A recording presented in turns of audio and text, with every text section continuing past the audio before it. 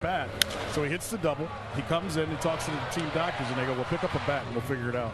And he told me, he goes, when I picked it up, I knew I was done. Yeah. The injuries just do not end for the Cleveland Indians. Over the course of the entire season, we've lost Francisco Lindor, Corey Kluber, Mike Clevenger, Carlos Carrasco, Brad Hand, Jason Kipnis. There's been so many injuries. Jose Ramirez. So the fact that the Indians are still going to win 90 games, I'm going to go ahead and give them a quick round of applause. Also, Jason Kipnis, that's probably going to be his final at-bat of the season because he fractured his hand. He hit a double with a fractured hand. Amazing. What's going on, guys? Welcome back to yet another Major League Baseball recap. We have a lot to talk about today. We have some walk-offs. We also have an update on Felipe Vazquez, the scum that used to play for the Pittsburgh Pirates. I don't think that he'll ever touch a Major League Diamond ever again. I'm hoping so, at least. So without further ado, it's time to start talking baseball. If you're a casual fan of baseball, you might not know who Carl Yastrzemski is, but if you're a baseball passionist like myself, you know that Carl Yastrzemski is one of the greatest hitters of all time,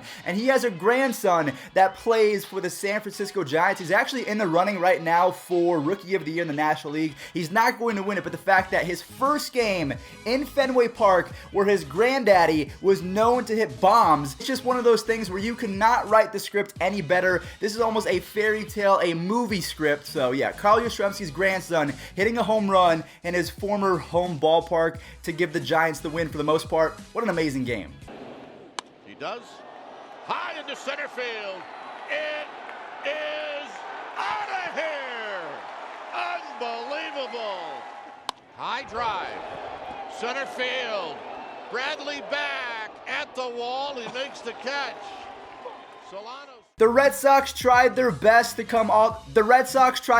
stay with the Giants, but unfortunately the Giants do take the W in the 12th inning. So at this point, I do have to say the Red Sox season, I think that it's officially over. There's no way that you're coming back from that. I'm sorry to say it, but it's over. It really is. Yu Darvish of the Chicago Cubs was written off at the beginning of 2019. Everyone said that he was washed. He's no longer the same pitcher. But this is the same guy that has 24 strikeouts in his last 9 innings. That would be a record if Josh Hader hadn't struck out 25 in 9 innings to begin the season. And in my opinion, it's actually harder to do it as a starting pitcher than as Josh Hader, a relief pitcher. What do you guys think? Now, even though Yu Darvish struck out 8 consecutive hitters in a row, he gave up 4 runs, which unfortunately that was the difference. Aristides Aquino and the Reds, they are taking the W over the Chicago Cubs, and the Cubs, they need every win that they can get. So their offense, they really need to come in clutch, and they just couldn't get it done. That one is hit high, and that baby is hit deep to left center field, and he's home. Barnhart, it's on the way. Okay. Irvin check swing, that's going to be strike 3. The 2-2. Struck him out swinging.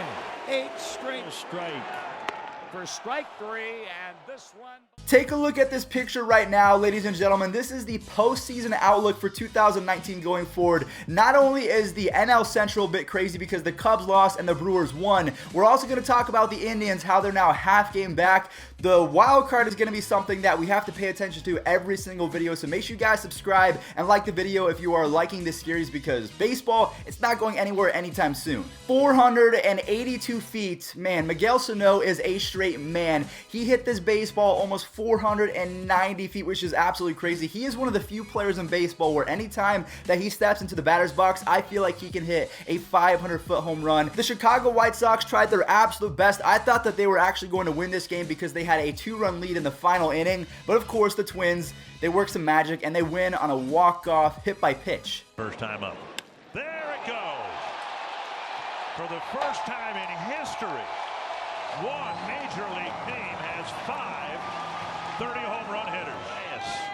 Inside, and it hit him. And Torres will go to first, and the Twins win it.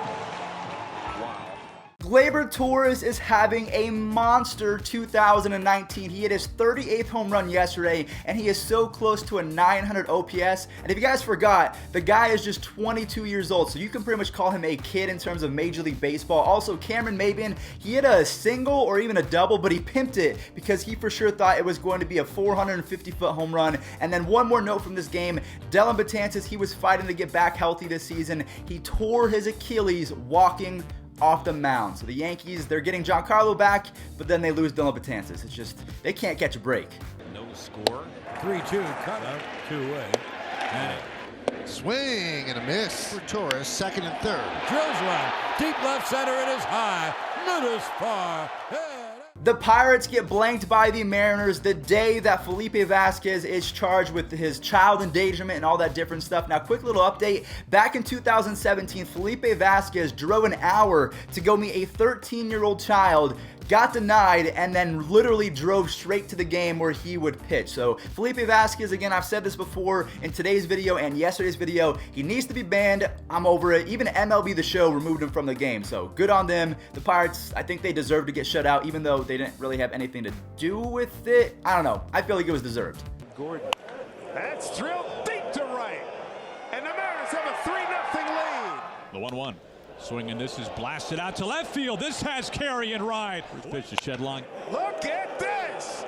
Big time carry. Splash that baby. Oh, he just missed it. So we just saw the Mariners hit 3 home runs. Now another team that is going to get a victory courtesy of 3 ding-dongs is the Houston Astros. Their lineup is absolutely stupid. Their number 9 hitter is Josh Reddick. That is just unfair. So just the fact that you have home runs from Gurriel, Alex Bregman, and Yordan Alvarez, who is hitting a 454-foot bomb. How are you going to beat this team when they have Garrett Cole, Justin Verlander, and Zach Greinke as their 1-2-3 punch? I know I say it almost every video, but the Astros, no words. Gurriel. This ball hit to right field. Back goes Mazzara on the warning track. 2 out and no one on. And that's hit in the air, deep to left field. Jordan drives one to center field, and this ball is crushed. Air Jordan. Now with direct flights to Hawaii, it's 3-0 Astros. So we just saw Alvarez hit a 450-foot home run. Now, one guy that tried his best to match that was Matt Olson of the Oakland Athletics. He hit a 450-foot home run, so just not as far, but still. 450 is nothing to laugh at. Fastball hit the deep center. Back on it to Starling. He'll take a look. A monster drive up 2 above the plate. And that one's hit toward the gap. This is going to work, folks. Cannon digging for third. Matty Williams waving him home. And the A's take the lead. So in this video alone, we've seen some absolute bombs coming from Miguel Sano, Yordan Alvarez, Matt Olson. Now we have to talk about the brand new home run leader because he was tied with Eugenio Suarez. Pete Alonso is back in first place. He's playing at Coors Field, so I would not be surprised if he gets the 52 this weekend, which is the rookie record secured by Aaron Judge back in 2017. Pete Alonso hit this baseball 467 feet as the Mets, they get an easy W over the Colorado Rockies. Ahmed Rosario. That's it. Pitch by Melville. Swinging a high fly ball left center. That's pretty deep. It's got legs. Top of your back. Alonso, the 3-0 hit high in the air to center and deep. Hilliard back at the wall. It's going to go.